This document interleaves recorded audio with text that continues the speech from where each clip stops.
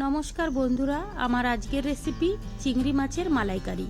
বন্ধুরা, পেঁয়াজ রসুন ছাড়াই কিন্তু বানিয়েছিলাম, খেতে ভীষণ ভালো হয়েছিল।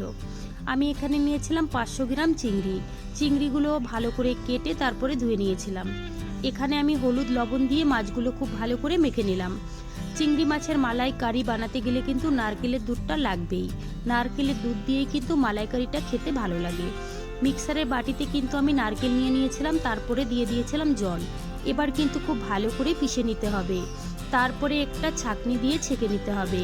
এখানে আমি বড় সাইজের একটা নারকেল নিয়েছিলাম। এখানে কিন্তু অনেকটাই নারকেলের দুধ বেরিয়েছে, আপনারা কিন্তু দেখেই বুঝতে পারছেন। গ্যাসে একটা কড়াই বসিয়ে দিয়েছি। কড়াইটা যখন গরম হয়ে গেছিল তখন কিন্তু আমি এখানে সরষের তেল দিয়ে দিয়েছিলাম। বন্ধুরা, চিংড়ি মাছের মালাইকারিটা কিন্তু সরষের তেল দিয়ে রান্নাটা করতে হবে, তাহলেই কিন্তু খেতে ভালো হয়।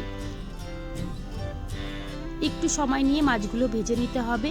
আর বন্ধুরা, পেঁয়াজ রসুন ছাড়াই কিন্তু একদিন হলেও এইভাবে বানিয়ে খেয়ে দেখবেন। সত্যি বলছি, খেতে ভীষণ ভালো হয়েছিল। গরম ভাতে আপনাদের আর কিছুই লাগবে না এই রেসিপিটা থাকলে। কথা বলতে বলতে কিন্তু আমি মাছগুলো খুব ভালো করে ভেজে নিয়েছি। এবার কিন্তু তুলে নিতে হবে, তারপরে বাকি মাছগুলোও আমি ভেজে নেব। এই তেলেই আমার রান্নাটা হয়ে যাবে। এখানে দিয়ে দেবো গোটা গরম মশলা, তার সঙ্গে দিয়ে দিলাম 2টো তেজপাতা। খুব ভালো করে একটু ভেজে নিলাম। এবার দিয়ে দিলাম 1 চামচ আদা আর জিরে বাটা। হালকা করে একটু নাড়াচাড়া করে ভেজে নিয়েছি। এবার দিয়ে দেবো 1 চামচ কাঁচা লঙ্কা আর দিয়েছি শুকনো লঙ্কা, একসঙ্গে বেটে নিয়েছিলাম। তার সঙ্গে দিয়ে দিলাম একটু জল। এবার কিন্তু ভালো করে 2 থেকে 3 মিনিট সময় ধরে কষিয়ে নেব। এবার দিয়ে দেবো পরিমাণ মতো লবণ, হলুদ গুঁড়ো আর দিয়েছি সামান্য একটু কাশ্মীরি লঙ্কার গুঁড়ো, এটা কিন্তু কালারের জন্য দিয়েছি। এবার কিন্তু ভালো করে আবারও নাড়াচাড়া করে কষিয়ে নিলাম। তারপরে দিয়ে দিলাম এখানে একটু নারকেলের দুধ। আবার কিন্তু নাড়াচাড়া করে সুন্দরভাবে কষিয়ে নিতে হবে যতক্ষণ না মশলা থেকে তেল না ছেড়ে দিচ্ছে। দেখুন বন্ধুরা, মশলা থেকে কিন্তু তেল ছেড়ে দিয়েছে। এবার আমি নারকেলের দুধটা দিয়ে দিলাম।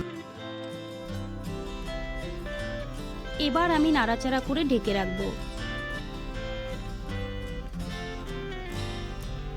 4 থেকে 5 মিনিট আমি ঢেকে রেখেছিলাম। এবার ঢাকনাটা তুলে নিয়েছি। একটু নাড়াচাড়া করে আমি ভাজা মাছগুলো দিয়ে দেব।